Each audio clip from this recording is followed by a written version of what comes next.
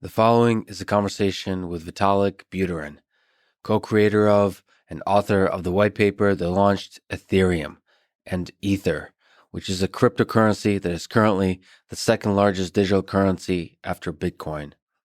Ethereum has a lot of interesting technical ideas that are defining the future of blockchain technology, and Vitalik is one of the most brilliant people innovating in the space today.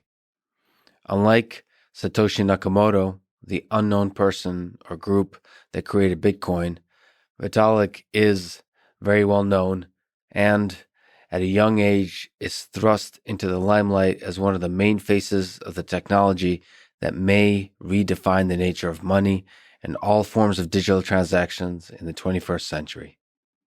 This is the Artificial Intelligence Podcast. If you enjoy it, subscribe on YouTube, review it with 5 stars on Apple Podcast, support it on Patreon, or simply connect with me on Twitter at Lex Friedman, spelled Fridman. As usual, I'll do 1 or 2 minutes of ads now and never any ads in the middle that can break the flow of the conversation. I hope that works for you and doesn't hurt the listening experience. Quick summary of the ads. 2 sponsors, Masterclass and ExpressVPN. Please consider supporting the podcast by signing up to Masterclass at masterclass.com/Lex and getting ExpressVPN at expressvpn.com/LexPod.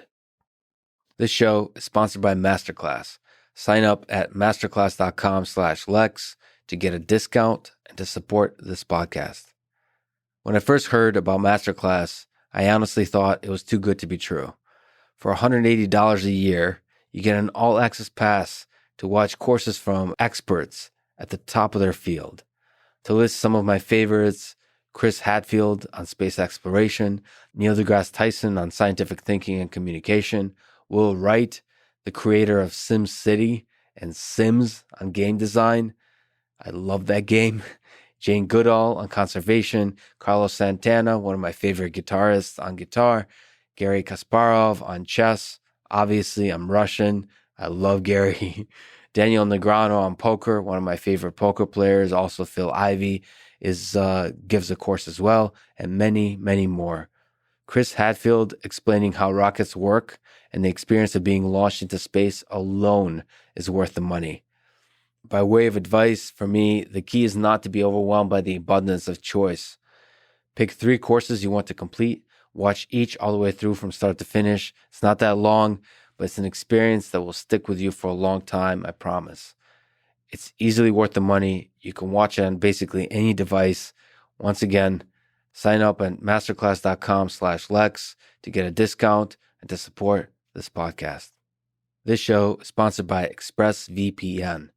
Download it at expressvpn.com/LexPod to get a discount and to support this podcast. I've been using ExpressVPN for many years. I honestly love it. It's easy to use. Press the big power on button and your privacy is protected. And if you like, you can make it look like your location is anywhere else in the world. I might be in Boston now, but I can make it look like I'm in New York, London, Paris, or anywhere else. This has a large number of obvious benefits. For example, certainly it allows you to access international versions of streaming websites like the Japanese version of Netflix or the UK version of Hulu. As you probably know, I was born in the Soviet Union, so sadly, given my roots and appreciation of Russian history and culture, my website and the website for this podcast is blocked in Russia.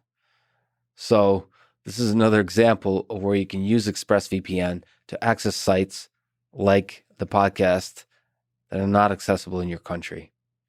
ExpressVPN works on any device you can imagine. I use it on Linux, shout out to Ubuntu, Windows, Android, but it's available everywhere else too.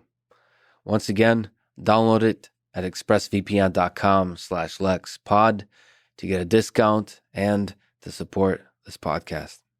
And now, here's my conversation with Vitalik Buterin.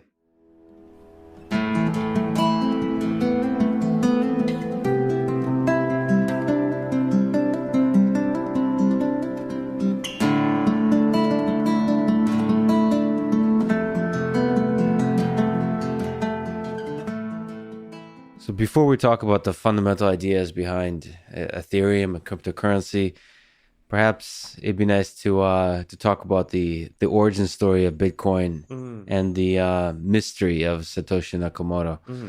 You gave a talk that started with sort of asking the question, what did Satoshi Nakamoto actually invent? Maybe you could say, who is Satoshi Nakamoto and what did he invent? Sure. So Satoshi Nakamoto is the name by which we know the person who originally came up with Bitcoin. So the reason why I say the name by which we know is that this is a anonymous fellow who has shown himself to us only over the internet, just by first publishing the white paper for Bitcoin, then releasing the original source code for Bitcoin, and then talking to the very early Bitcoin community on Bitcoin forums and of interacting with them and helping the project along for a couple of years. And then at some point in late 2010 to early 2011, he disappeared. So Bitcoin is a fairly unique project in how it has this kind of mythical, kind of quasi-godlike founder who just kind of popped in, did the thing, and kind of disappeared, and we've somehow just never heard from him again. So in 2008 the white paper was the first. Do you know if the white paper was the first time the name would actually appear, Satoshi Nakamoto? I believe so. So how is it possible that the creator of such a impactful project remains anonymous? That's a tough question, and there's no similarity to it in history of technology as far as I'm aware. Yeah.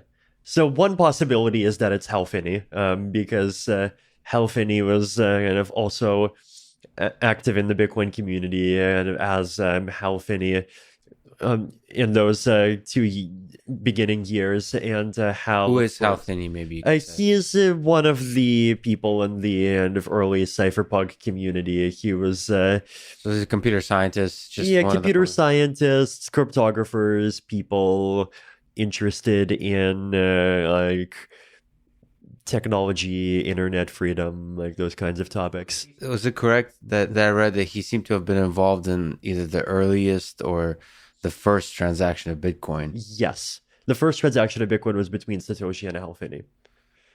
Do you think he knew who Satoshi was? If he wasn't Satoshi, probably no. How is it possible to work so closely with people and nevertheless not know anything about their fundamental identity? Is this like a natural sort of characteristic of the internet? Like if we were to think about it, because you and I just met now, there's a depth of knowledge that we now have about each other that's like physical. Like my vision system is able to recognize you. I can also verify your identity of uniqueness. Like like it's very hard to fake you being you. Yes. So the internet, the internet has a fundamentally different quality to it, which is just fascinating. Can you maybe? Yeah, no, this is definitely interesting. As I definitely just know a lot of people just by their internet handles, and like to me, when I think of them, like I see their internet handles, and one of them has kind of profile picture as this kind of face that's kind of not quite human with a bunch of kind of psychedelic colors in it, and when I visualize him, like I just visualize that not an actual face. Yeah, you are the creator of the second, well, at least currently the second most popular cryptocurrency, Ethereum. So on this topic, if we just stick on Satoshi Nakamoto for a little bit longer, you may be the most qualified person to speak to the psychology of this anonymity that we're talking about. Like, your identity is known, like I've just verified it. But from your perspective, what are the benefits in creating a cryptocurrency and then remaining anonymous? Like if it can psychoanalyze Satoshi Nakamoto, is there something interesting there? Or is it just a peculiar quirk of him? It definitely helps create this kind of image of this kind of neutral thing that doesn't belong to anyone. That you created a project, And because you're anonymous and because you also have disappear, or as unfortunately happened to Halfini, if that is him, he ended up, I think, dying of Lou Gehrig's disease, and he's in a cryogenic freezer now.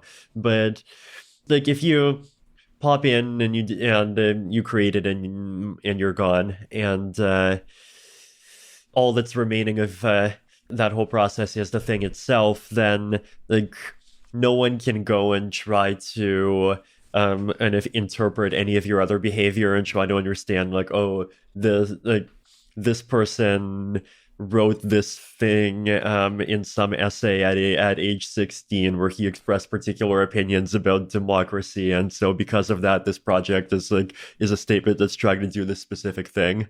Like, instead it creates this environment where the thing is what you make of it, and it doesn't have the burden of your other ideas, political thought, and so on. So now that we're sitting with you, do you feel the burden of being kind of the face of Ethereum? I mean, there's a very large community of developers, but nevertheless, yeah, is there like a burden associated with that?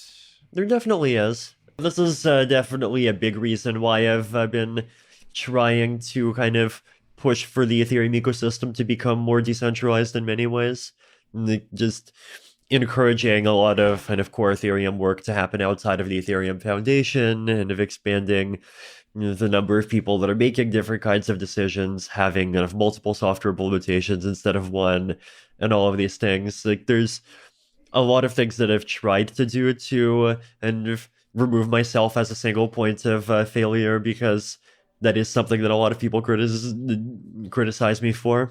So if you look at like the most fundamentally successful open source projects, it seems that it's like a sad reality when I think about it, is it seems to be that one person is a crucial contributor often. If you look at Linus for Linux, for the kernel. Yeah, that is possible, and I'm definitely not planning to disappear. That's an interesting tension that projects like this kind of desire a single entity, and yet they're fundamentally distributed. I don't know if there's something interesting to say about that kind of structure, and thinking about the future of cryptocurrency. Does there need to be a leader? There's different kinds of leaders. There's dictators who control all the money. There's people who control organizations. There's kind of high priests that just have themselves and their Twitter followers. What kind of leader are you, would you say? Yeah, in these days, actually, a bit more in the high priest direction than before. Yeah, like, I definitely actually don't do all that much of kind of going around and like ordering Ethereum Foundation people to do things because I think those things are important. If there's something that I do think is important, I do just usually kind of say it publicly, or just kind of say it to people, and quite often projects just kind of start doing it. So let's ask the high philosophical question is about money. Yeah. What at the highest level is money? What is money? It's a kind of game, and it's a game where we have points, and like if you have points, there's this one move where you can reduce your points by a number and increase someone else's points by the same number, and So it's a fair game, hopefully. Well, it's one kind of fair game.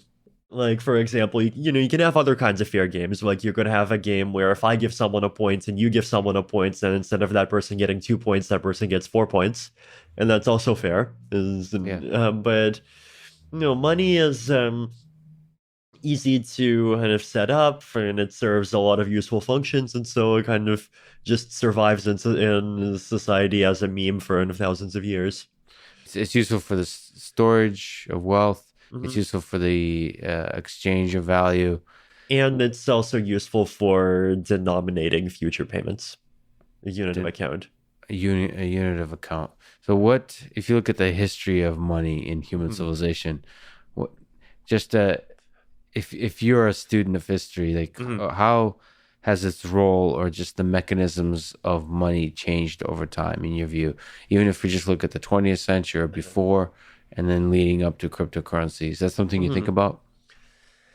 Yeah, and I think like the big thing in the 20th century is kind of we saw a lot more intermediation, I guess.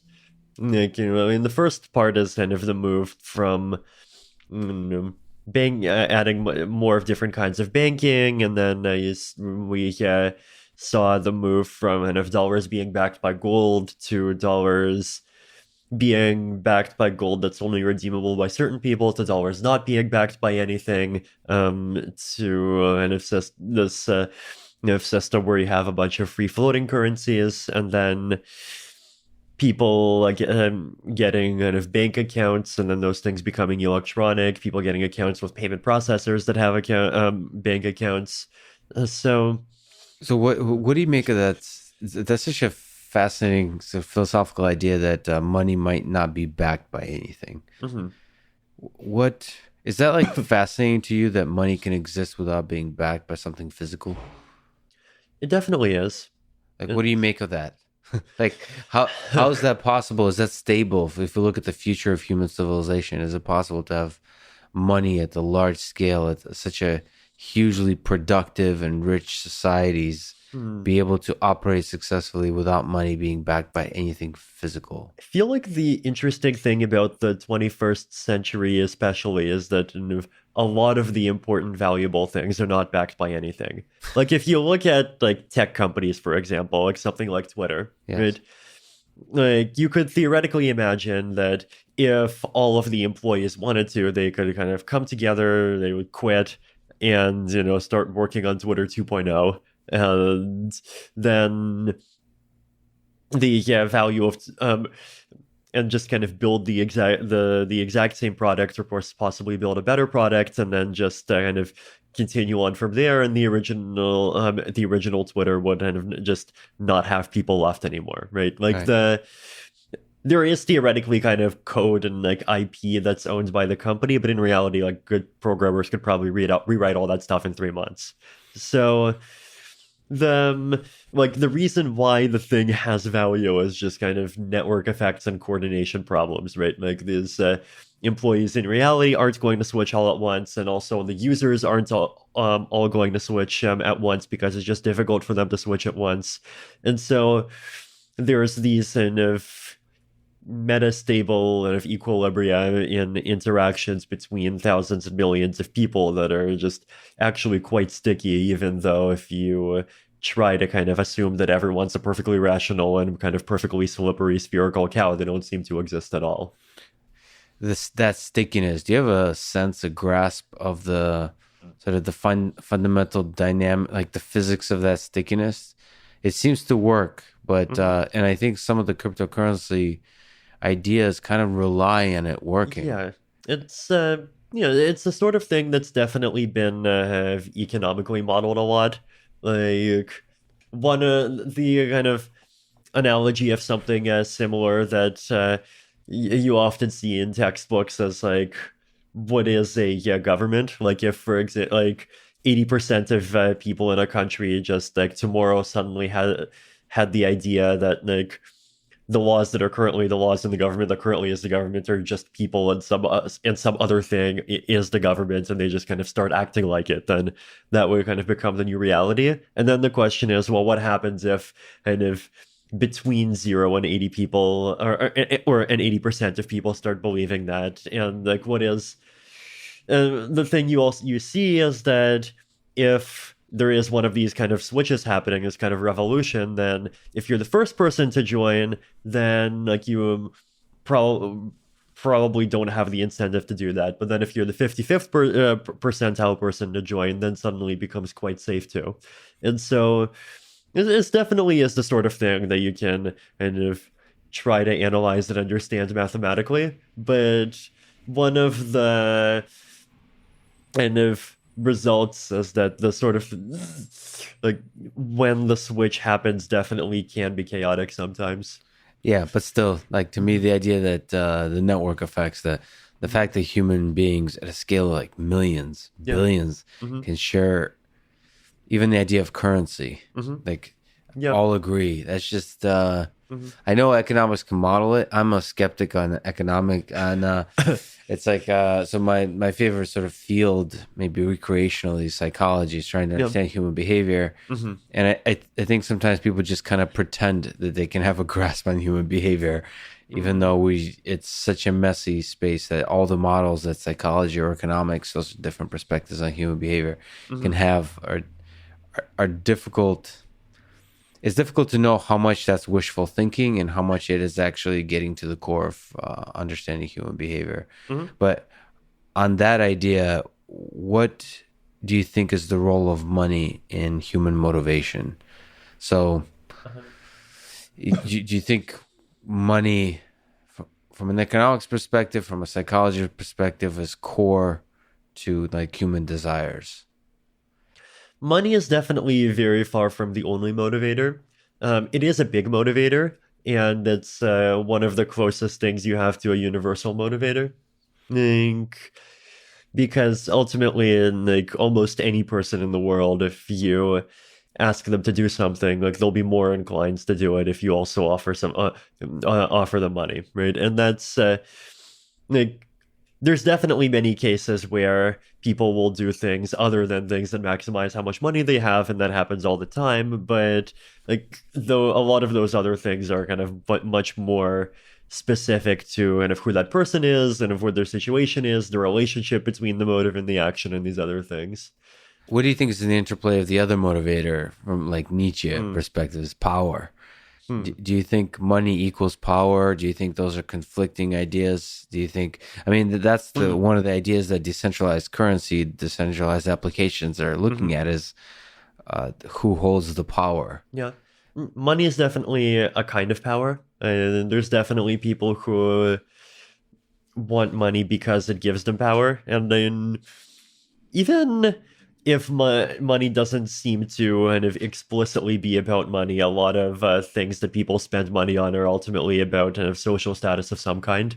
Um, so yeah, I definitely view those two things as kind of interplaying.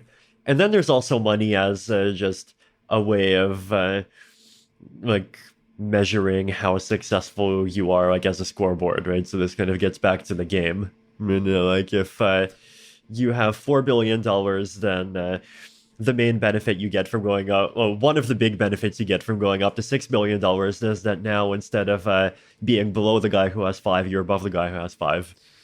So you think money could be kind of, in the game of life, it's also a measure of self-worth. It's like It's how we definitely kind how a lot of people perceive it. of define ourselves in the Yeah, hierarchy of yeah, and I'm not, society. yeah, not saying it's kind of a healthy thing that people define their self worth as money, because it's definitely kind of far from a perfect indicator of like how much you value you provide to society or anything like this. But I definitely think that like as a matter of kind of current practice, a bunch of people do feel that way. So what does utopia from an economic perspective look like to you? What does a Hmm. perfect world look like? I guess the Economist's utopia would be one where kind of everything is kind of incentive aligned in the sense that there aren't kind of conflicts between what satisfies your goals and kind of what is good for kind of everyone in the world as a whole. What do you think that would look like? Does that mean there's still poor people and rich people? There's still income inequality? Do you think sort of Marxist ideas are strong? Do you think sort of ideas of objectivism, Hmm. like where the market rules, is strong? Like, what is there different economic philosophies that just seem to be reflective of what a utopia would be? So I definitely think that existing economic philosophies do end up kind of systematically kind of deviating from the utopia in a lot of ways. Yeah. Like one of the big things I talk about, for example, is public goods, right? And public goods are like, especially important on the internet, right? Because like the idea is with kind of money as this game where I lose a few coins, and you gain the same number of coins. Is that this usually happens in a trade where I lose some money, you gain some money, you lose a sandwich, and I gain a sandwich, Yeah. And this kind of model works really well when the thing that we're using money to incentivize is kind of private goods, right? Things that you provide to one person where the benefit comes to one person. But the like on the internet especially, but also many, many contexts kind of off the internet, there's actions that kind of individuals or groups can take where instead of the benefit going to one person, the benefit just goes to many people at the same time, and you can't control who the benefit goes to, right? So, for example, this podcast, we publish it, and when it's published, you don't have any fine-grained control over, like, oh, these 38,000 people can watch it, and then, like, these other 29,000 people can't. Yeah. It's like, once the number goes high enough, then, people will just, like, copy it. And then when I write articles on a blog, then they're just, like, free for everyone, and that stuff's even harder to prevent anyone from copying. So, and aside from that, things like, scientific research, for example, and even taking more pedestrian examples like climate change mitigation would be a big one. So there's a lot of things in the world where you have these kind of individual actions with concentrated costs and distributed benefits, and money as a point system does not do a good job of encouraging these things. And one of the kind of other things, even kind of tangentially connected to crypto, but kind of theoretically outside of it, that I work on, is this kind of mechanism called quadratic funding. Mm-hmm. And the way to think about it is kind of imagine a point system where if one person gives coins to one other person, then it works the same way as money. But if multiple people give coins to one person, and they do so anonymously, so it's kind of not in consideration for a specific service to that person themselves, then the number of coins received by that person is kind of greater than just the sum of the number of coins that have given by those different people. So the actual formula is you take the square root of the amount that each person gave, then you add all the square roots, and then you kind of square the sum. Yeah, and then you give that. And the idea here would basically be that if, let's say, for example, you just start going off and kind of planting a lot of trees, and there's a bunch of people that are really happy that you're planting trees, and then so they go and all kind of throw a coin your way, then there is basically the fact that kind of you get more than the sum, you get this kind of square of some of these of square roots of these tiny amounts, is that this actually kind of compensates for the tragedy of the commons, right? And there's even this kind of mathematical proof that it sort of optimally compensates for it.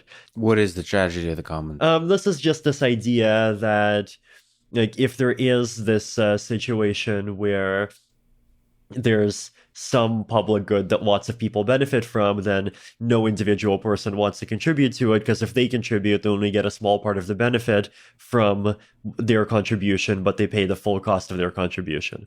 In which context is this? Sorry, what is the term quadratic? What? Quadratic funding is quadratic the mechanism. Funding. Yeah. Like, in which context is this mechanism useful? So obviously you said to combat the tragedy of the commons, but in which context do you see it as useful, actually, practically speaking? Yeah, theoretically, public goods in general, right? So like services, like what are we talking about? What's a public good? Yeah, so within the Ethereum ecosystem, for example, like we've actually tried using this mechanism. I wrote a couple of articles about this kind of on Vitalik.ca, where I go through some of the most recent rounds, and it's been really interesting. Some of the top ones that people supported, there were things like kind of just online user interfaces that make it easier for people to interact with Ethereum. There was documentation, there were podcasts, there were kind of software kind of clients, like kind of implementations of the Ethereum protocol, privacy tools, just like lots of things that are kind of useful to lots of people. When a lot of people are contributing, funding a particular entity, that's really interesting. Is there something special about the quadratic, the the summing of the square roots and taking the square? So another way to think about it is like, imagine if n people each give $1, then the person gets n squared, right? And so each individual person's contribution gets multiplied by n, right? Because you have n people. Yeah. And so that kind of perfectly compensates for the kind of n to one tragedy of the commons. I just wonder if the squared part is somehow fundamental. No, it is. And I'd recommend you go to on Vitalik.ca. I have this article called "Quadratic Payments: A Primer." I'd highly recommend it. It's kind of at least my attempt so far, kind of explaining the intuition behind this. The intuition. So, if we could, can we go to the very basics? What is the blockchain, or perhaps we might even start at the Byzantine generals problem, the Byzantine fault tolerance in general, that Bitcoin was taking steps to providing a solution for. So the Byzantine generals problem, it's this paper that Leslie Lamport published in 1982, where he has this thought experiment where if you have two generals that are kind of camped out on opposite sides of a city, and they're planning when to attack the city, then the question is, and if how could those generals coordinate with each other? And they could send messengers between each other, but those messengers kind of could get sniped by the enemy on the road. Some of those messages could end up being traitors, and if things could end up happening. And with just two generals, it turns out that there's kind of no solution in a finite number of rounds that guarantees that they will be able to kind of coordinate on the same answer. But then in the case where you have more than two generals, and then Leslie analyzes cases like, are the messages kind of just oral messages? Are the messages kind of signed messages? So I could give you a signed message, and then you can pass along that signed message, and the third party can still verify that I originally made that message. And depending on those different cases, there's kind of different bounds on, like, given how many generals and how many traitors among those generals, and if whether, like, under what conditions you actually can agree when to launch an attack. So it's actually a big misconception that the Byzantine generals problem was unsolved. So Leslie Lamport solved it. The thing that was unsolved, though, is that all of these solutions assume that you've already agreed on kind of a fixed list of who the generals are. And these generals have to be kind of semi-trusted to some extent. They can't just be anonymous people, because if they're anonymous, then like the enemy could just be 99% of the generals. Right.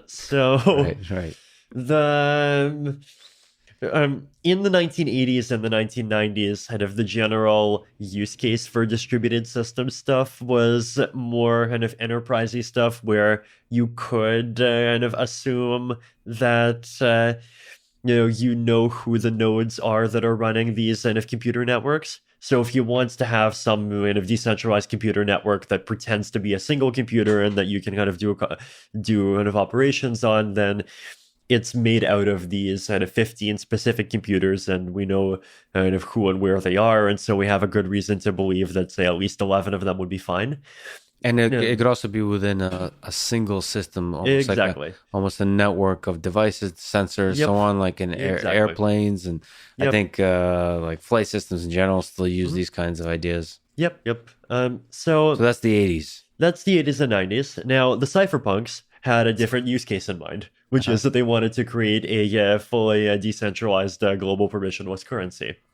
And the problem here is that they didn't want any authorities, and they didn't even want any kind of privileged list of people. Right. And so now the question is, well, how do you use these techniques to create consensus when you have no way of kind of measuring identities, right? You have no way of kind of determining whether or not some 99% of participants aren't actually all the same guy. Right. And so the clever solution that Satoshi had, this is kind of going back to that presentation I made at DEF CON a few months ago, where I said that the thing Satoshi invented was cryptoeconomics, is this really neat idea that you can use economic resources to kind of limit how many identities you can get. And If there isn't any existing decentralized digital currency, then the only way to do this is with proof of work, right? So with proof of work, the solution is just you publish a solution to a hard mathematical puzzle that takes some kind of clearly calculable amount of computational power to solve. You get an identity. And then you solve 5 of those puzzles, you get 5 identities. And then these are the identities that we run the consensus algorithm between. So the proof of work mechanism you just described is like the fundamental idea proposed in the white paper that defines Bitcoin. What's the idea of consensus that we wish to reach? Why is consensus important here? What is consensus? So the goal here, in just simple technical terms, is to basically kind of wire together a set of a large number of computers in such a way that they kind of pretends to the outside world to be a single computer, where that single computer keeps working even if a large portion of the kind of constituents, the computers that make it up, break. Right. And kind of break in arbitrary ways. Like they could shut off, they could try to actively break a system, they could do lots of mean things. So the reason why the cypherpunks wanted to do this is because they wanted to run one particular program on this virtual computer. And the one particular program that they wanted to run is just a currency system, right? It's a system that just processes a series of transactions. And for every transaction, it verifies that the sender has enough coins to pay for the transaction. It verifies that the digital signature is correct. And if the check's passed, then it subtracts the coins from one account and adds the coins to the other account, roughly. So first of all, the proof of work idea is kind of, I mean, at least to me, seems pretty fascinating. It is. I mean, it's kind of a revolutionary idea. I mean, is it obvious to come up with that you can use you can exchange basically computational resources for identity? Mm-hmm. It actually has a pretty long history. It was first proposed in a paper by Cynthia Dwork and Nayor in 1994, I believe. And the original use case was combating email spam. So the idea is that if you send an email, you have to send it with a proof of work attached, and like this makes it reasonably cheap to send emails to your friends, but it makes it really expensive to send spam to 1 million people. Yeah, that's simple, brilliant idea. So maybe also taking a step back. So what is the role of blockchain in this? What is the blockchain? Sure. So the blockchain, I mean, my way of thinking about it is that it is this kind of system where you have this kind of one virtual computer created by a bunch of these nodes in the network. And the reason why the term blockchain is used is because the data structure that these systems use, at least so far, is one where they kind of different nodes in the network periodically publish blocks. And a block is a kind of list of transactions together with a pointer, like a hash of a previous block that it builds on top of. Mm-hmm. And so you have a series of blocks that nodes in the network create, where each block points to the previous block. And so you have this chain of them. Is a fault tolerance mechanism built into the idea of blockchain, or is there a lot of possibilities of different ways to make sure there's no funny stuff going on? There are indeed a lot of possibilities. So in a kind of just simple architecture, as I just described, the way the fault tolerance happens is like this, right? So you have a bunch of nodes and they're just happily kind of occasionally creating blocks, building on top of each other's blocks. And let's say you have kind of one block, we'll call it kind of block one. Yeah. And then someone else builds another block, honestly, we'll call it block two. Mm-hmm. Then we have an attacker. And what the attacker tries to do is the attacker tries to revert block 2. And the way they revert block 2 is instead of doing the thing they're supposed to do, which is build a block on top of block 2, they're going to build another block on top of block 1. Mm-hmm. So you have block 1, which has 2 children, block 2, and then block 2 prime. Now, this might sometimes even happen by random chance if 2 nodes in the network just happen to create blocks at the same time and they don't hear about each other's things before they create their own. Mm-hmm. But this also could happen because of an attack. Now, if this happens, you have an attack. then in the Bitcoin system, the nodes follow the longest chain. So if this attack had happened when the original chain had more than 2 blocks on it, so if it was trying to kind of revert more than 2 blocks, then everyone would just ignore it, and everyone would just keep following the regular chain. But here, we have block 2 and we have block 2 prime, and so the two are kind of even, and then whatever block the next block is created on top of, so say block 3 is now created on top of block 2 prime, then everyone agrees that block 3 is the new head, and block 2 prime is just kind of forgotten, and then everyone just kind of peacefully builds on top of block 3, and the thing continues. So how difficult is it to mess with the system?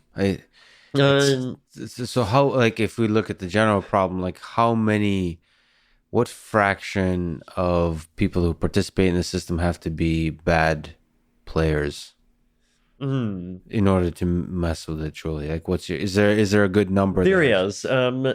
Well, depending on kind of what your model of the participants is and like what kind of attack we're talking about, it's anywhere between 23.2 and 50%. Of what? Of all of the computing power in the network.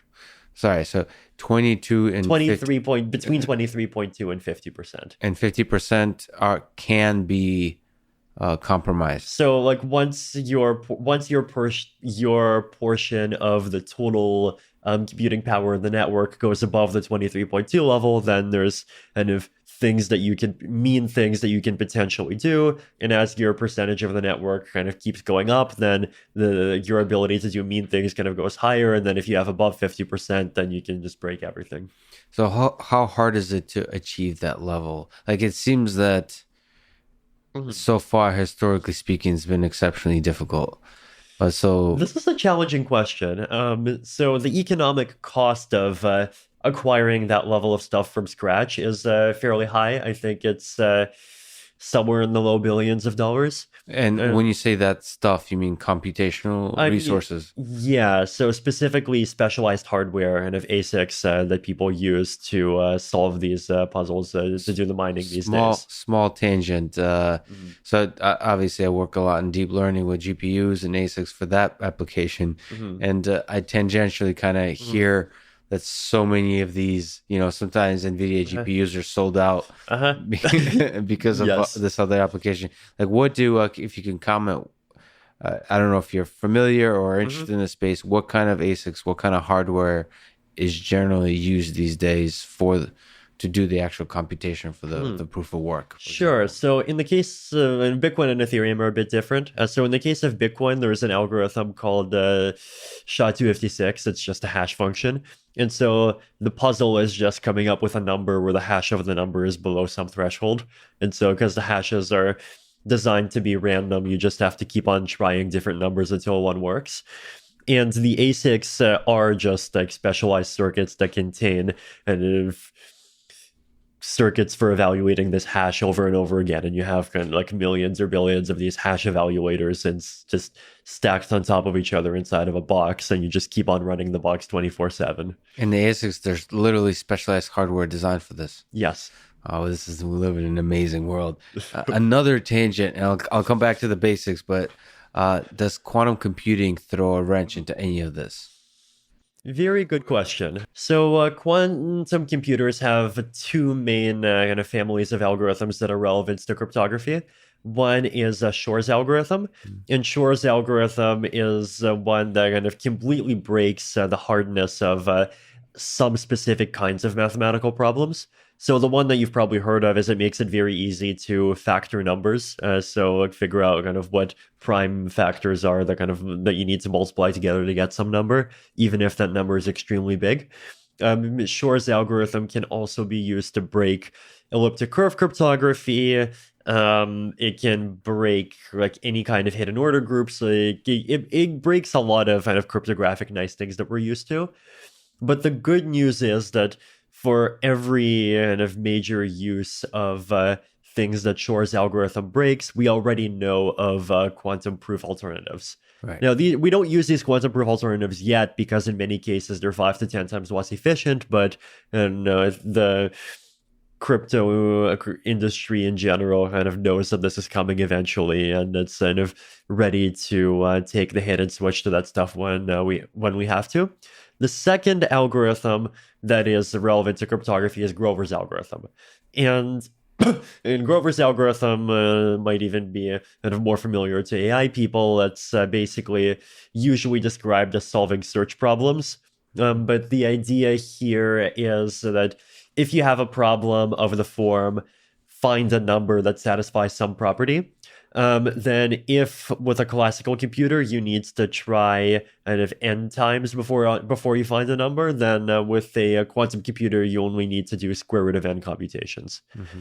And Grover's could potentially be used for mining, but there's two possibilities here. One is that Grover's could be used for mining, and whoever creates the first working quantum computer that could do Grover's will just mine way faster than everyone else, and we'll see another round of what we saw when ASICs came out, which is that kind of the new hardware just kind of dominated the old stuff, and then eventually it switched to a new equilibrium. But by the way, way faster, not exponentially faster. Quadratically faster. Quadratically faster, yeah. Which is not sort of...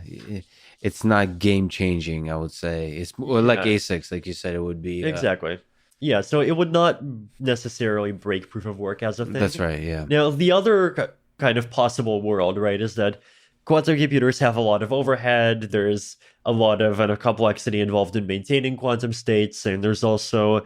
as we've been realizing recently, making quantum computers actually work requires kind of quantum error correction, which requires kind of 1,000 real qubits per logical qubit. And so there's the very real possibility that the overhead of running a quantum computer will be higher than the speed up you get with Grover's, which would be kind of sad, but which would also mean that given proof of work will just keep working fine. So, beautifully put. So proof of work is the core idea of Bitcoin. Is there other core ideas before we kind of take a step towards the origin story and ideas of Ethereum? Is there other stuff that were key to the white paper of Bitcoin? There's proof of work, and then there's just the cryptography, just kind of public keys and signatures that are used to verify transactions. Those two are the big things. So then what is the origin story? Maybe the human side, but also the technical side of Ethereum. Sure. So I joined the Bitcoin community in 2011, and I started by just writing. I first wrote for this sort of online thing called Bitcoin Weekly. Then I started writing for Bitcoin Magazine. Sorry to interrupt. You have this funny kind of story, true or not, is that you were disillusioned by the downsides of centralized control from your experience with World of Warcraft. Is this true, or you're just being witty? I mean, the event is true. The fact that that's the reason I do decentralization is witty. Maybe just a small tangent. Have you always had a skepticism of centralized control? Is that to some degree, yeah. Has that feeling evolved over time, or has that just always been a core feeling that decentralized control is the future of human society? It's definitely been something that felt very attractive to me ever since I could have learned that such a thing is possible. It's possible, even technically. Yeah. So great. So you joined the Bitcoin community in 2011. You said you began writing. Mm-hmm. So what's next? Started writing. Moved from high school to university. Halfway in between that, and spent a year in university. Then at the end of that year, I dropped out to do Bitcoin things full time. And this was a combination of continuing to write Bitcoin Magazine, but also increasingly work on software projects. And I traveled around the world for about 6 months and just going to different Bitcoin communities. Like I went to first in New Hampshire, then Spain, other European places, Israel, and then San Francisco. And along the way, I've met a lot of other people that are working on different Bitcoin projects. And when I was in Israel, there were some kind of very smart teams there that were working on ideas that people were starting to kind of call Bitcoin 2.0. So one of these was colored coins, which is basically saying that, hey, let's not just use the blockchain for Bitcoin, but let's also kind of issue other kinds of assets on it. And then there was a protocol called Mastercoin that supported issuing assets, but also supported many other things. like financial contracts, like domain name registration, and a lot of different things together. And I spent some time working with these teams, and I quickly kind of realized that this Mastercoin protocol could be improved by kind of generalizing it more, right? So the analogy I use is that the Mastercoin protocol was like the Swiss Army knife. You have 25 different transaction types for 25 different applications. But what I realized is that you could replace a bunch of them with things that are more general purpose. So one of them was that you could replace like 3 transaction types for 3 types of financial contracts with a generic transaction type for a financial contract that just lets you specify a mathematical formula for kind of how much money each side gets. By the way, it's a small pause. You say financial contract, just the terminology. What is a contract? What's a financial contract? So this is just generally an agreement where kind of either one or two parties kind of put collateral kind of in, and then they, depending on kind of certain conditions, like this could involve prices of assets, this could involve the actions of the two parties, it could involve other things. But they kind of get kind of different amounts of assets out that just depend on things that happened. So a contract is really a financial contract is at the core. It's the core interactive element of a financial system. Yeah, there's many different kinds of financial contracts. Like there's things like options where you kind of give someone the right to buy a thing that you have for some specific price for some period of time. There's contracts for difference where you basically are kind of making a bet that says like, for every dollar this thing goes up, I'll give you $7, or for every dollar the thing goes down, you give me $7 or something like that. But the main idea that these contracts have to be enforced and trusted. Yes, exactly. You have to trust that they will work out in a system where nobody can be trusted. Yes. This is such a beautiful, complicated system. Okay, so you were seeking to kind of generalize this basic framework of contracts. Mm-hmm. So what does that entail? So what technically are the steps to creating Ethereum? Sure. So I guess just to kind of continue a bit with this Mastercoin story. Sure. So started by kind of giving ideas for how to generalize the thing. And eventually this turned into a much more kind of fully fledged proposal that just says, hey, how about you scrap all your features and instead you just put in this programming language. And I gave this idea to them. And their response was something like, hey, this is great, but this seems complicated and this seems like something that we're not going to be able to put onto our roadmap for a while. And my response to this was like, wait, do you not realize how revolutionary this is? Well, I'll just go do it myself. And then What was the name of the programming language? I just called it Ultimate Scripting. Great. So then I kind of went through a couple more rounds of iteration, and then the idea for Ethereum itself started to form.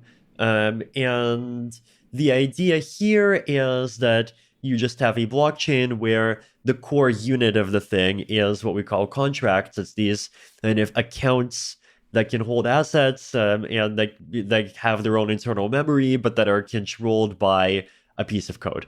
Mm. And so if I send some ether to a contract, the only thing that can determine where that kind of ether, the currency inside Ethereum kind of goes after that, is the code of that contract itself.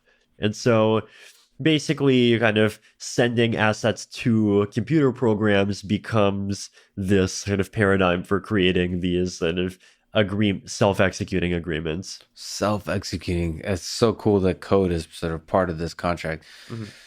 So that's what's meant by smart contracts. Yeah.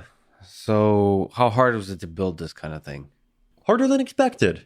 Originally I actually thought that this would be a thing that I would kind of casually work on for a couple of months, publish, and then go back to university. Mm-hmm. Then I released it, and a bunch of people, or I released the white paper. The white paper, the idea is there. Yeah. The white paper. A whole bunch of people came in offering to help. A huge number of people kind of expressed interest. And this was something I was totally not expecting. And then I kind of realized that this would be something that's kind of much bigger than I had ever thought that it would be. And then we started on this kind of much longer development slog of making something that kind of lives up to this kind of much higher level of expectations. What are some of the? Is it fundamentally like software engineering challenges? It was. Is there social? Okay, so there's and social. so what are the biggest interesting challenges that you've learned about human civilization and in software engineering through this process? So I guess one of the challenges for me is that like I'm one of the kind of apparently unusual geeks who was kind of never treated with anything but kindness in school. Yes. And so when I got into crypto, I kind of expected everyone would just kind of be the same, kind of altruistic and nice in that same way. But the kind of the algorithm that I used for finding co-founders for this thing was not very good. It was kind of literally what computer scientists call the greedy algorithm. It's kind of the first 15 people who replied back offering to help kind of are the co-founders. Oh, you mean like literally the people that will form to be the founders, co-founders of the community, the algorithm. I like how you call it the algorithm. Yeah. And so what happened was that these like especially as the project got really big, like there started to be a lot of this kind of infighting, and there were a lot of like I wanted the thing to be a nonprofit and some of them wanted to be a for-profit, and then there started to be people who were just kind of totally unable to work with each other. There were people that were kind of trying to get an advantage for themselves in a lot of different ways, and this just about 6 months later led to this big governance crisis. And then we kind of reshuffled leadership a bit. And then the project kept on going. Then 9 months later, there was another governance crisis. And then there was a third governance crisis. And so... Is there a way to, if you're looking at the human side of things, is there a way to optimize this aspect of the cryptocurrency world? It seems that there is... From my perspective, there's a lot of different characters and personalities and egos. And like you said, I don't know if, I also like to think that most of the people in the world are well-intentioned, but the way those intentions are realized may perhaps come off as negative. Like what, is there a hopeful message here about creating a governance structure for cryptocurrency that where everyone gets along? And after about 4 rounds of reshuffling, I think we've actually come up with something that seems to be pretty stable and happy. I think, I mean, I definitely do think that most people are well-intentioned. I just think that like one of the reasons why I like decentralization is just because there's like this thing about power where power attracts people with egos, and so that just allows a very small percentage of people to just ruin so many things. You think ego has a use? Like, is ego always bad? It seems like it sometimes does. Within the Ethereum research team, I feel like we've found also kind of a lot of very good people that are just primarily just interested in things for the technology, and things seem to just generally be going quite well. Yeah, when the focus and the passion is in the tech. So that's the human side of things. But the technology side, like what have you learned? What have been the biggest challenges of bringing Ethereum to life on the technology side?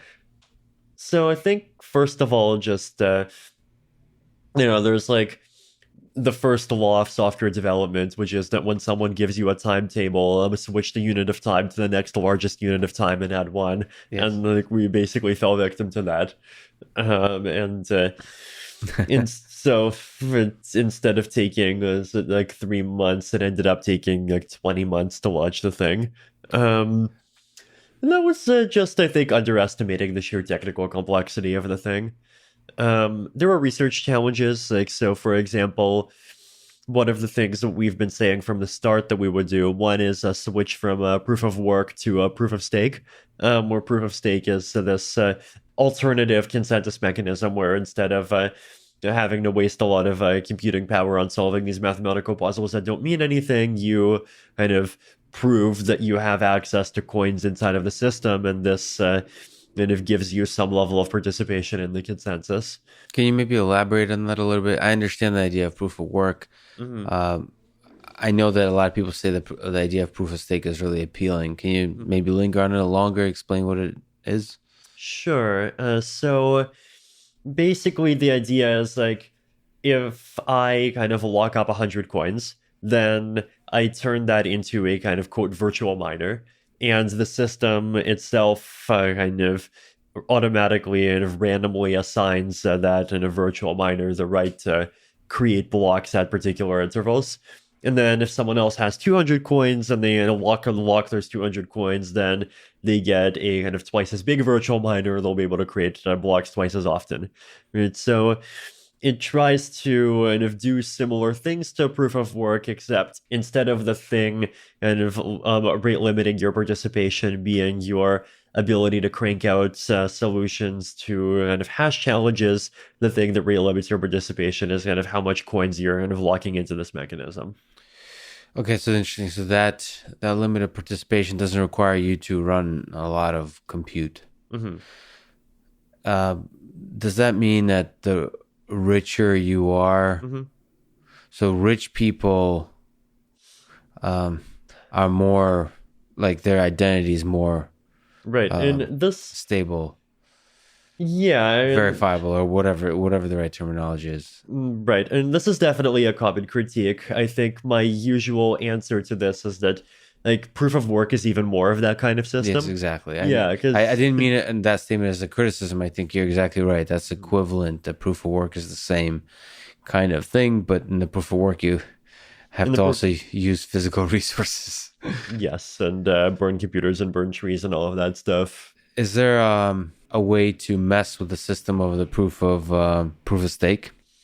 There is, but you will once again need to have a very large portion of all the coins that are locked in the system to do anything bad. Got it. So yeah, and just to that, maybe take a small tangent. One of the criticisms of cryptocurrency is the fact that I guess for the proof of work mechanism, you have to use so much energy in the world. Yes.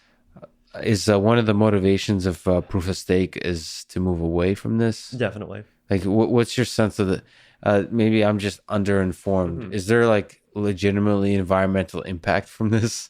Yeah. So the latest thing was that Bitcoin consumed as much energy as the country of Austria or something like that. Yeah. And then Ethereum is like right now maybe only like half an order of magnitude smaller than Bitcoin. I've heard you talk about Ethereum 2.0. So what's the dream of Ethereum 2.0? What's the status of proof of stake as the mechanism that Ethereum moves towards? And also, how do you move to a different mechanism of consensus within a cryptocurrency?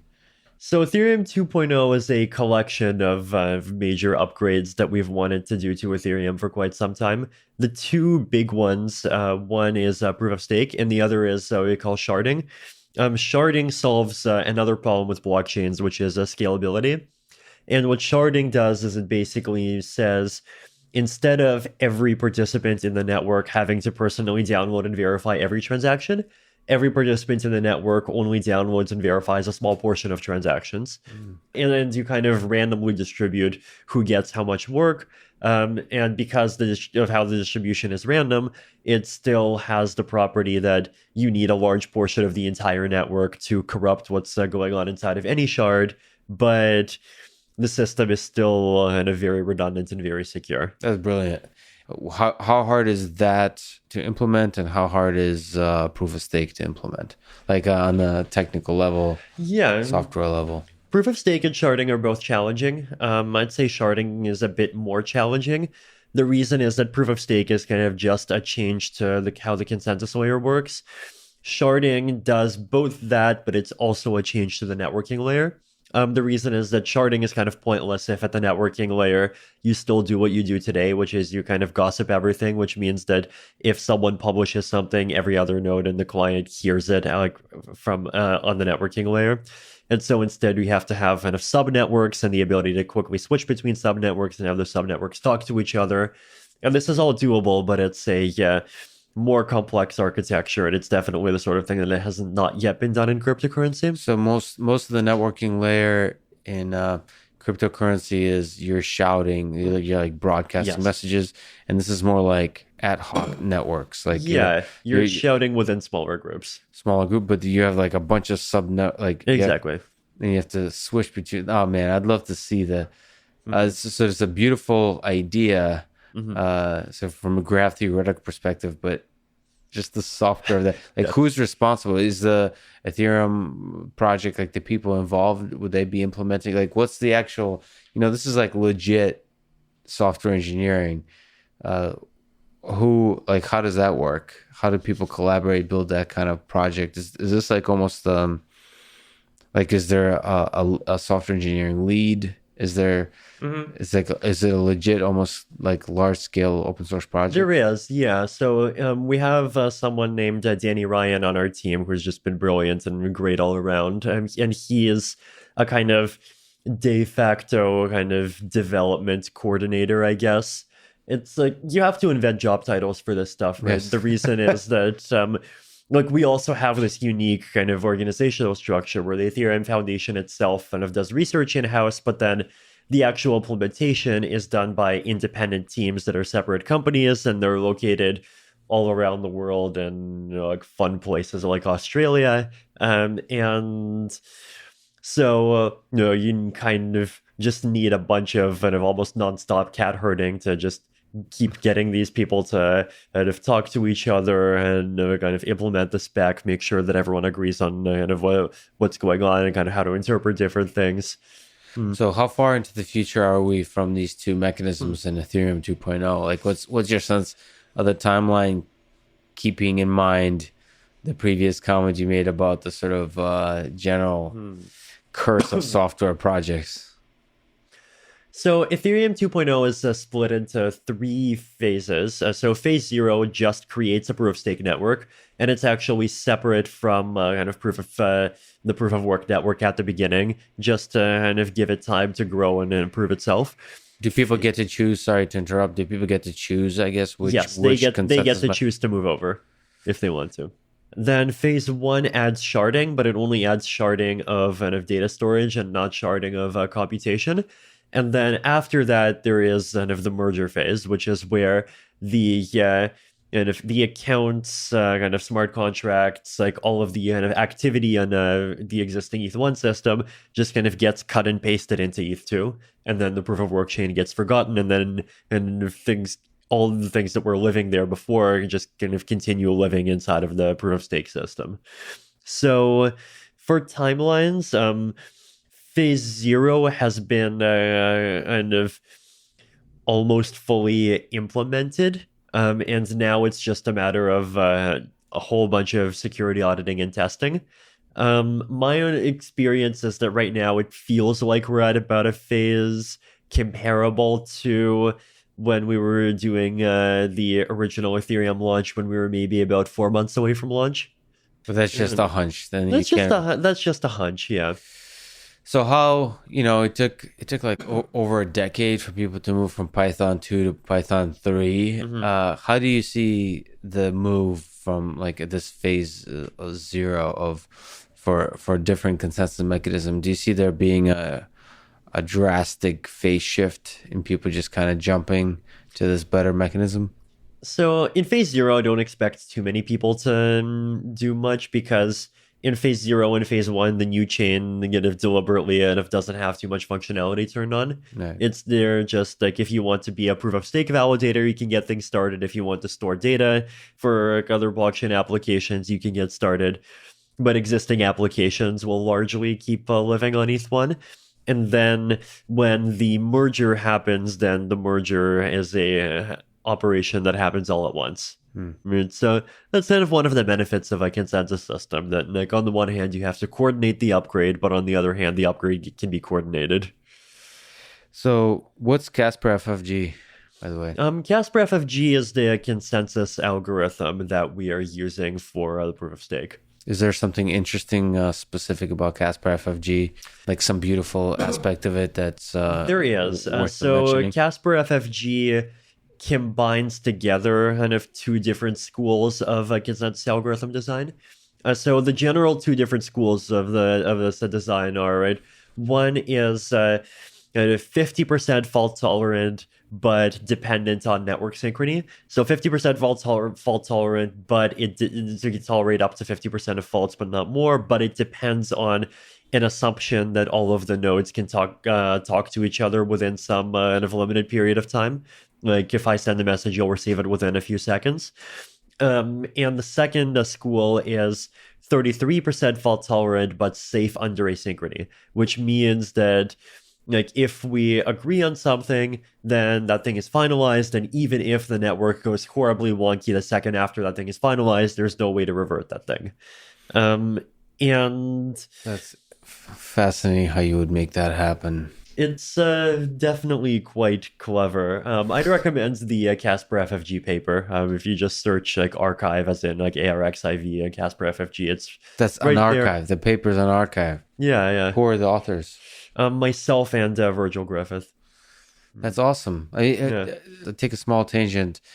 This idea of just putting out white papers and putting them on archive and just putting them publicly, is that at the core?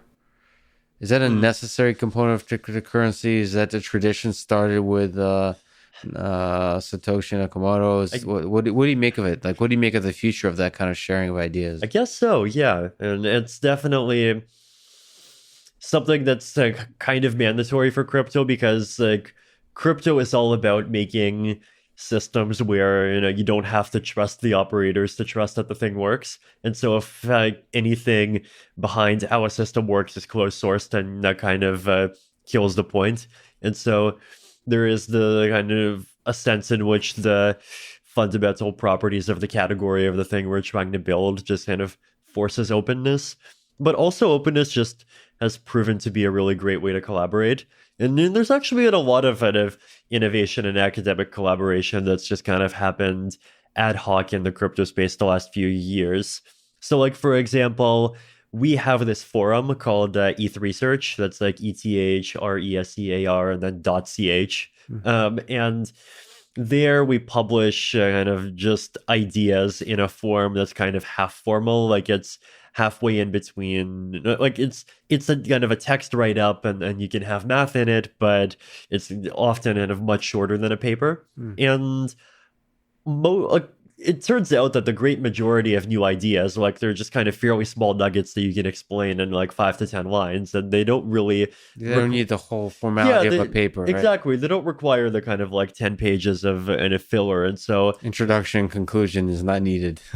Yeah, and so instead you just kind of publish the idea, and then people can go comment on it. And that's brilliant. Yeah, no, this has been really great for us. I think I interrupted you. Was there something else on Casper FFG? No, so just Casper FFG is just kind of combines together these two schools. Yes. And so basically it creates this system where if you have more than 50% that are honest, then and you have network synchrony, then the thing kind of goes as a chain.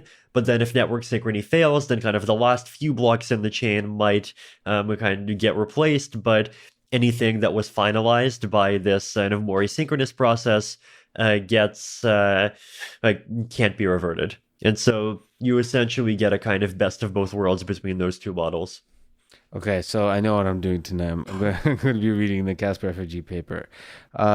Apologize for the romanticized question, but what to you are some or the most beautiful idea in the world of Ethereum?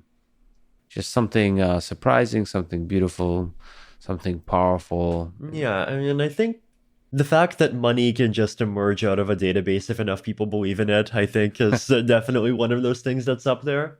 I think one of the things that I really love about Ethereum is also this concept of composability. So this is the idea that like if I build an application on top of Ethereum, then you can build an application that talks to my application. and you don't even need my permission. You don't even need to talk to me, right? So one really fun example of this is there was this kind of game on Ethereum called CryptoKitties that just involved kind of breeding digital cats. Yes. And someone else created a game called Crypto Dragons, where the way you play Crypto Dragons is you have a dragon and you have to feed it Crypto Kitties. And they just created the whole thing just like as an Ethereum contract that you would send these tokens that are defined by this other Ethereum contract. And for the interoperability to happen, like the projects don't really need to, like the teams don't really need to talk to each other. You just kind of interface with the existing program. So it's arbitrarily composable in this kind of way. So you have different groups that could be working. So you could see it scaling to just outside of dragons and kitties. It could be, you could build like entire ecosystems of software. Yeah, and especially in the decentralized finance space that's been popping up the last 2 years, there has been a huge amount of really interesting things happen as a result of this. Is there a particular kind of like financial applications kind of thing? Yeah, I mean, there's like stable coins, so this is kind of tokens retain value equal to $1, but they're kind of backed by cryptocurrency. Then there's decentralized exchanges. So as far as the decentralized exchanges goes, there's this really interesting construction that has existed for about one and a half years now called Uniswap. So what Uniswap is, it's a smart contract that holds balances of two tokens. We'll call them token A and token B. And it maintains an invariant that the balance of token A multiplied by the balance of token B has to equal the same value. And so the way that you trade against the thing is basically like you have this kind of curve, like X times Y equals K. And before you trade, it's at some points on the curve. After you trade, you just like pick some any other point on the curve. And then whatever the delta X is, that's the amount of A tokens you provide. Whatever the delta Y is, that's the amount of B tokens you get, or vice versa. And then kind of the slope at the current point on the curve kind of is the price. And so that just is the whole thing. And that just allows you to have this exchange for tokens, and even if there's very few participants, and the whole thing is just like so simple, and it's just very easy to set up, very easy to participate in, and it just provides so much value to people. So and the fundamental the distributed application infrastructure allows that somehow.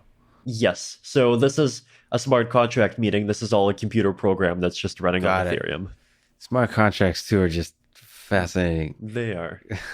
Okay. Do you think cryptocurrency may become the main currency in the world one day? So where do you think we're headed in terms of the role of currency, the structure, type of currency in the world? I definitely expect fiat currencies to continue to exist and continue to be strong, and I definitely expect kind of fiat currencies to also digitize in their own way over the next couple of decades. What's fiat currency, by the way? Just like things like US dollars and like dollars and euros and yen and these other things. And they're sort of backed by governments. Yes. But I also expect cryptocurrencies to play this kind of important role in just making sure that people always have an alternative if fiat currencies start breaking. So like if you're in some kind of very high inflation place like Venezuela, for example, or if your country just kind of gets cut off from other financial systems because of like something the banks do, like if there's even like some major trade disruption or something worse happens, then like cryptocurrencies are the sort of thing that just because of their kind of global neutrality, they're just kind of always there and you can keep using them. It's interesting that you're quite humble about the possibilities of the future of cryptocurrency.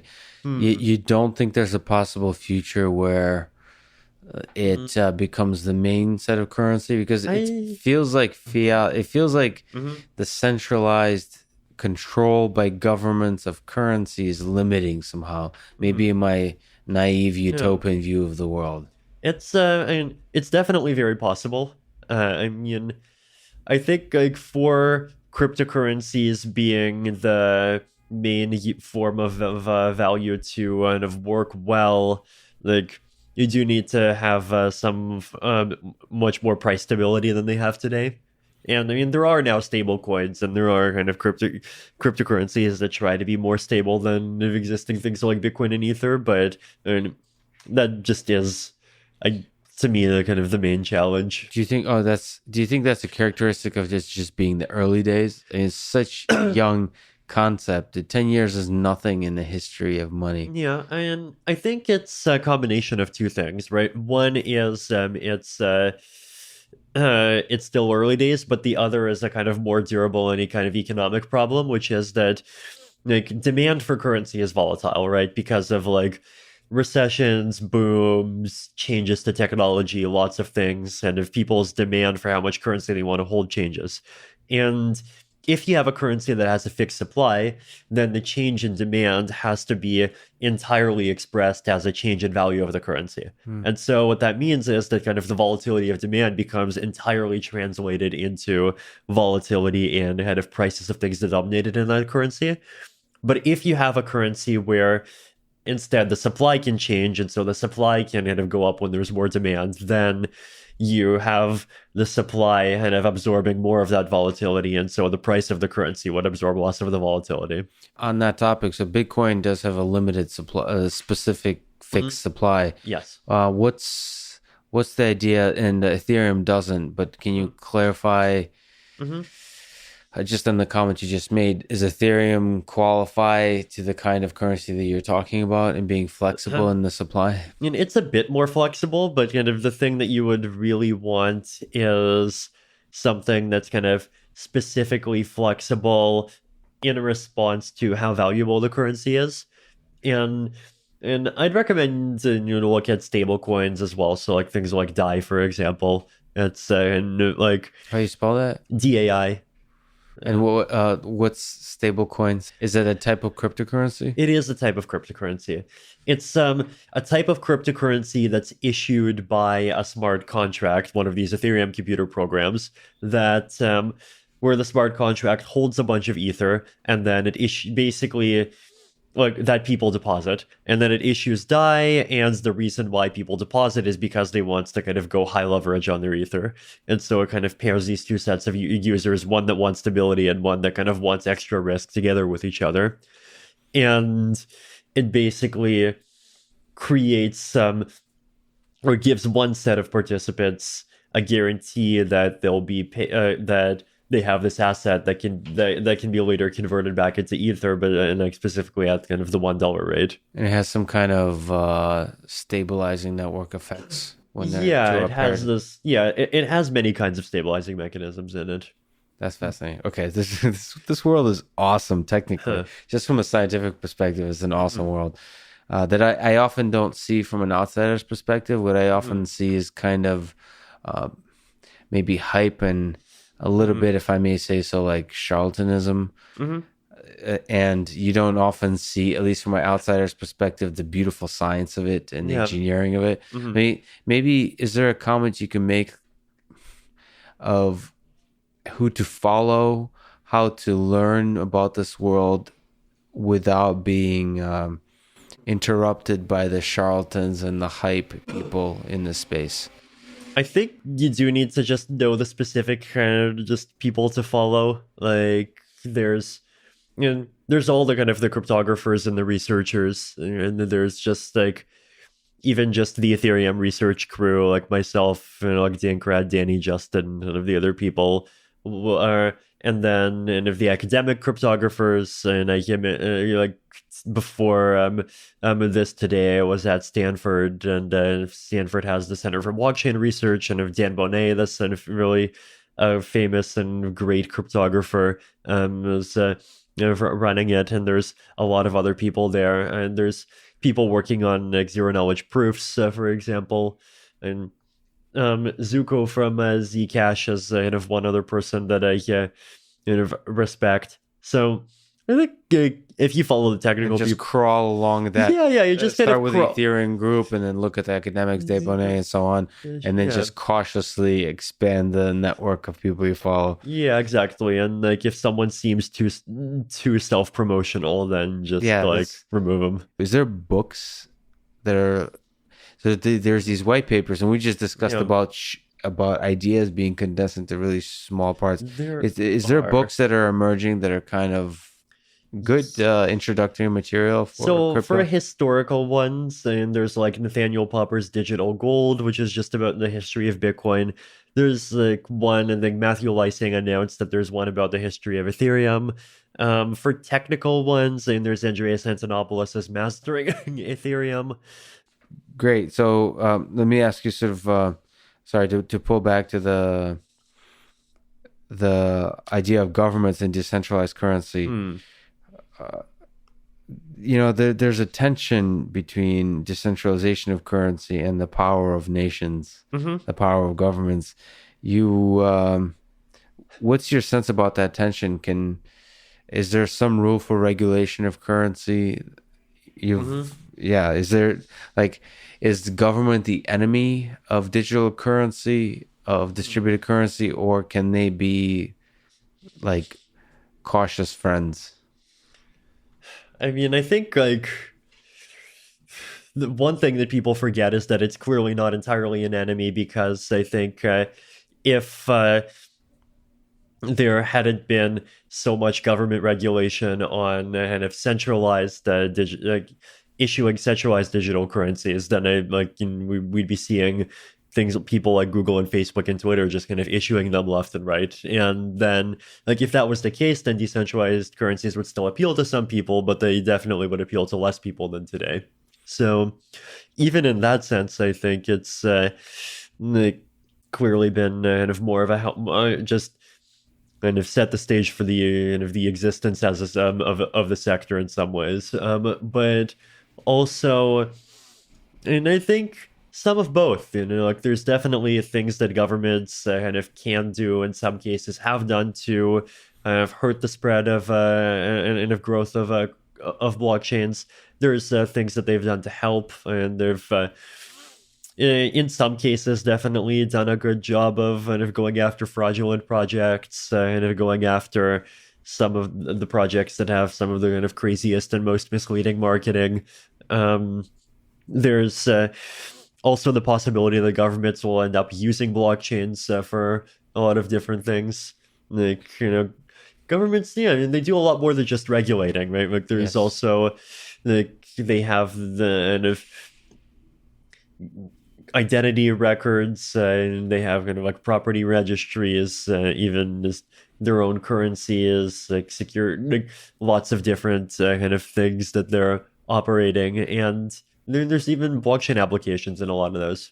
Yeah, and they can leverage technology to do a lot of good for our societies. It is a little unfortunate that governments often lag behind in terms of their acceptance and leverage of technology. If you look at the autonomous vehicle space, AI in general, they're a few years behind, and it'd be nice to help them catch up. That's a always ongoing problem. You met Vladimir Putin to discuss decentralized currency. You're born in where were you born? Kolomna. It's a city about 115 kilometers south of Moscow. In Russia. Yes. Yeah, I grew up in Moscow. I mean, Vladimir Putin is a central figure in this part of the world. So what was that like meeting him? What was that experience like? He's taller in photos than in person. Yeah, yeah, that's right. He's 5'7", I think, 5'8", maybe. Yeah, and it's unfortunately we didn't actually kind of have too much of a chance to talk to him. I managed to see him for about 1 minute at the end of this meeting, and I did get a chance to see a lot, some of the other kind of government ministers, and he recommended some, and some of them are actually kind of interested in trying to use blockchains to for various government use cases to kind of limit corruption and other things. And I have it's hard to tell from one conversation kind of what things are genuine and what things are just like, oh, blockchain is cool, let's do blockchain. Right. But when I listen to like Barack Obama talk about artificial intelligence, there's certain things I hear where, okay, so he might not be an expert in AI, but he like actually studied it carefully enough to think about it. Like he internalized, like even if it's just reading a Wikipedia page, like he really thought about what this technology means. Did you get a sense that Putin or some of the ministers like thought about blockchain, like thought about the fundamentals of technology, or like understand it intuitively, or are they too old school to try to grasp it? Some are old school, some are more new school. It depends. It's definitely like depends on who you talk to. I mean, that's an open question for me with Putin, because Putin has said I don't know. some And stuff as I said, AI. I've only talked to him for about 1 minute. So, But sometimes you can pick up sort of insights. As a quick comment, they're about, maybe you can correct me on this, but there are about 3,000 cryptocurrencies being actively traded. yes. And Ethereum is one of, a lot of people believe that Ethereum will be the main cryptocurrency. I think Bitcoin is currently still the main cryptocurrency, but Ethereum very likely might become the main one. Is this kind of diversity good in the crypto world? Do you see it sticking around? Should there be a winner? Like, should there be some consensus globally around Bitcoin or around Ethereum? Like, what's your sense? I definitely think the diversity is good, and I definitely think also that there's probably too many people trying to make separate blockchains kind of right now. Yeah. The number should definitely be greater than 1 and probably greater than 2 or even 5. But not 3,000. Not 3,000, yeah, and also not even like 40 high-quality platforms that try to do the same thing. Yeah, there's definitely this range from just like one person who just like wrongly thinks that you can create a cryptocurrency in like 12 hours and doesn't even think about kind of the community aspects of maintaining it, going to people actually trying but only creating a really tiny one, to like scammers, to people like making something that's actually successful. And then there's a lot of different categories of blockchain and kind of project in terms of what it's trying to do and what applications it's for. And I think the experimentation is definitely healthy. If you look at the two worlds, there might be a little bit disjoints, but the distributed applications, cryptocurrency, and then the world of artificial intelligence. Do you see there's some overlap between these worlds that both worry about centralized control? Is there some overlap that's interesting that you think about? Do you think about AI much? Yeah, and I think definitely kind of thought about things like the AI kind of control problems and alignment problems and all of those things. Do you worry about the existential threat of AI? That's definitely one of the things I worry about. I think there's a lot of kind of common challenges, because in both cases, what you're ultimately trying to do is you're trying to kind of get a simple system to direct a more complex system.